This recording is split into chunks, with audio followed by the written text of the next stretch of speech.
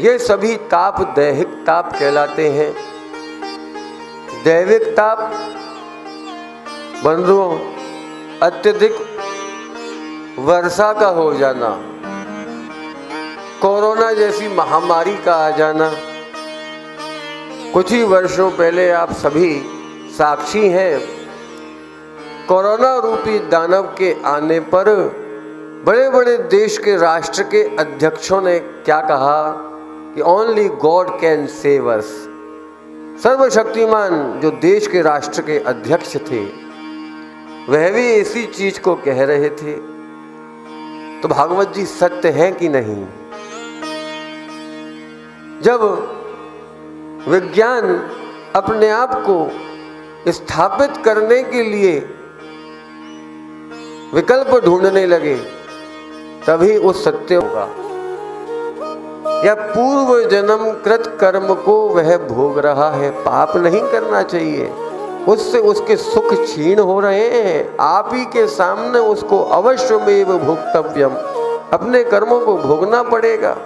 किंतु भगवान ने उसके किसी कर्म की ना जाने किस गुण पर रीझ जाए, भगवान किस गुण पर भगवान रीझ गए हैं, और उसी के लिए ये साधन संपन्नता प्रदान की जा रही है।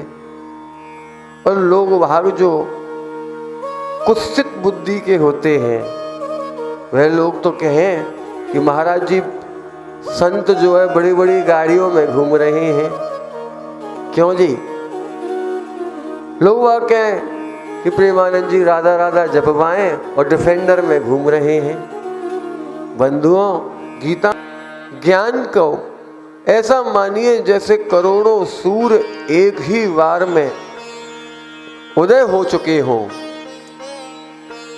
गुरु ऐसे ही होते हैं। हे गुरुदेव भगवान, आज हम आपके पास में सार के रूप में भांति भांति का बहुत हमने आपसे श्रवण कर लीना, किंतु सार के रूप में हमको हमारे कानों में रसायन डाल दो, तेल डाल दो। अच्छा, आप सभी को स्मृति में होगा जब भी हम छोटे थे वह हमारे कान में जब मैल इत्यादि चला जाता था तो हमारी दादी माताजी कड़वा तेल डालती, थोड़ी सी रुई लगा देती और सवेरे तक सब मैल भारी मात्रा में बाहर निकल जाता। तो शौनक ऋषीश्वरों ने सूत जी महाराज से कहा, हे प्रभु, हे गुरुदेव भगवान, आज हम आपके पास में अपने कानों में रसायन सार के रूप में डलवाने के लिए आए हैं। क्यों जी? तो ये कौन सा कूड़ा घुस गया है हमारे मस्तिष्क में? पर चर्चा का, तेरी मेरी का, देह गेह की आसक्ति का, सत और असत का विवेक प्राप्त इस भागवत रूपी अमृत के रसायन के जाने पर ही प्राप्त हो सकता है। बोलिए भागवत भगवान की। और उस रसायन से क्या होगा? भक्ति ज्ञान विरागाप्तो विवेको वर्धते महान। भक्ति मिलेगी, ज्ञान मिलेगा, वैराग्य मिल जाएगा। भक्ति, ज्ञान और वैराग्य जब ये तीनों एक साथ आ जाते हैं तो इन तीनों के एक साथ आने पर हमारे विवेक की जागृति हो जाती है। विवेक किसी भी डॉक्टर के यहाँ पर कितनी भी फीस दे देना आपको नहीं मिलेगा। विवेक माने decision making power, right time right decision, right investment, make more and more profit. सही समय पर सही डिसीजन ले लिया, इधर का पैसा उधर लगा दिया और हमको उन्नति हो गई। अच्छा, एक बात बताओ, भगवान जब कृपा करते हैं तो वो क्या किसी को रुपया देते हैं? नहीं। किसी को पत्नी दे देते हैं? नहीं।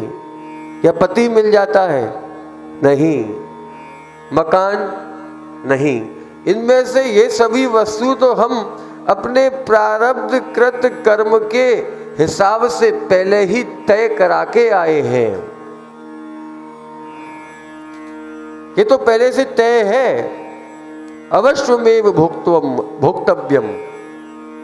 तो क्यों जी, क्या करते हैं?